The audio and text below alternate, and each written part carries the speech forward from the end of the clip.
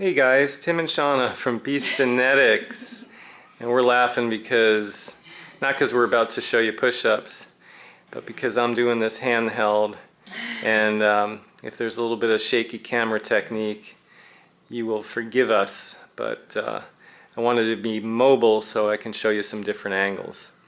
Anyway, push-ups, such a fundamental exercise, great for core, for triceps, for chest, for shoulders, pushes your heart and lungs. It's awesome. So let's just go over a few basics. Now Shana is on her knees on a foam pad. Well, she's also on a wooden floor, which is why there's a foam pad. So if you are just starting out, then you may want to come to your knees because you wouldn't necessarily have the strength to go to your toes. So we'll just quickly show you this version. As Shana's elbows bend, her thighs come forward, and then her chest lowers to the ground. And then as her arms straighten, you'll notice her hips go back. So a very common mistake when people do push-ups from their knees is, yeah, exactly. See what happens, they just flex at the waist, drop their head. They do bend their elbows. They do get a little bit of benefit, but not nearly as much as if they do this with proper form. Another option, if you are not strong enough yet to go from your toes, would be to go at an incline or a wall. And I guess Shana's going to get up and I'm going to try to follow her. See, this is where it gets tricky. Woo. That's okay. We're very casual with this. So this is I believe it's a 17-inch bench, and by going at an incline, 16, by going at an incline now, there's much less of a challenge, and so somebody who doesn't have the strength to go from their toes parallel to the floor might be able to do this. If that was too much, they could go to a higher surface. Another consideration is the wrist. So if you are on your palms, you're going to put a lot of pressure on that wrist. So Shana's grabbed a couple of yoga blocks, and those will allow you to take some of the pressure off. It's not perfect, but it helps. And so here you see that plank position, and there's her push-up. Dumbbells would also work. Push-up bars are another option. So basically, what do we have here? We've got a plank. A push-up is essentially a plank with arm motion, right? So Shana gets back into her push-up position. This is your basic push-up.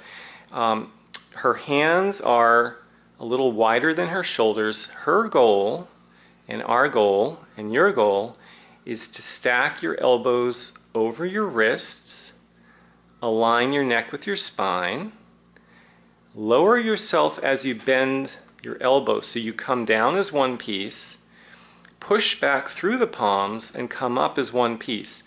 What we're trying to avoid is segmentation, meaning that you leave your hips behind.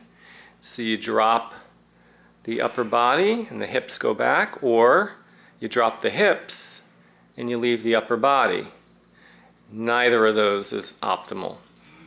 Okay, so that's your basic push-up, and if you look at Shana's elbows, I'm going to try to get a shot from above. You'll notice as they bend, they're coming back. You know, there's a slight angle there, but they're coming back towards her feet.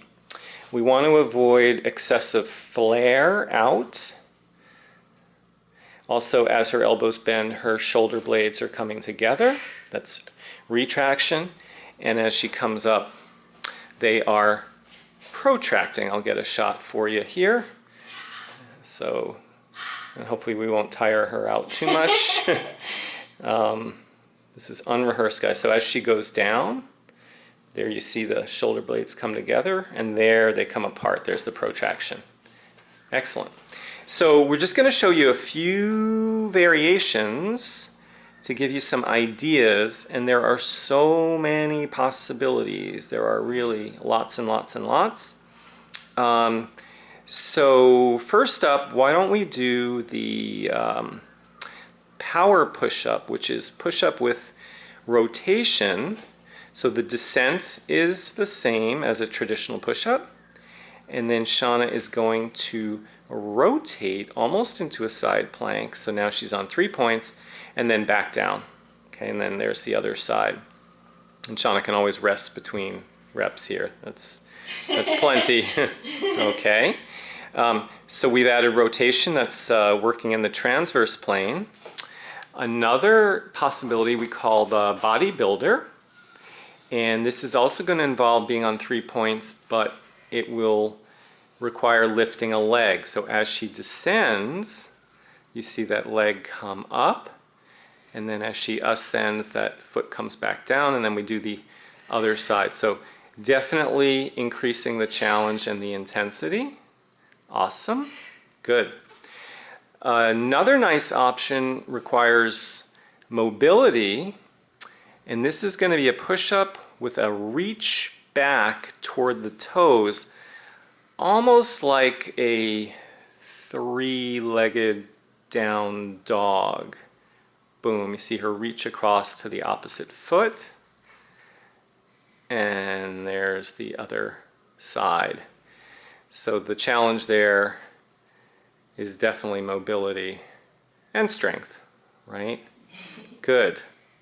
And let's see, let's show you, we'll show you 2 more variations.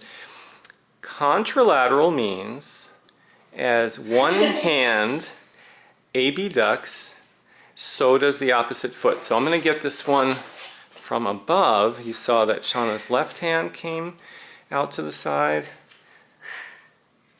Left hand, right foot, and then right hand, left foot. You're working at a diagonal. That's a big challenge to the core. Awesome. Good. And then I think the last one we'll show you, we call it a push-up jack. So this is a bit of a plyometric. That's probably not exactly the right word to describe it, but there is going to be a bounce. The feet come apart as Shana descends. The feet come back together as she ascends. So there's a hop, there's some impact, and that is going to add to the challenge. Perfect. So there's some ideas just to get you started, and you know, there's so many different possibilities. It's not in the scope of this video to go through all of them, but the history of my Facebook page. yeah, that's right. Shana did a different push-up every day for, oh my gosh, so many days. So, but yeah. But there you have it, guys. A couple ideas, a little bit on form, and retract those elbows, come down as one piece. Breathing, we didn't talk too much about breathing, but you might want to exhale with the effort. You can also try to inhale with the effort. So a couple of different possibilities there. Just don't hold your breath. All right? All right, awesome guys. Thanks for joining us. We'll see you next time.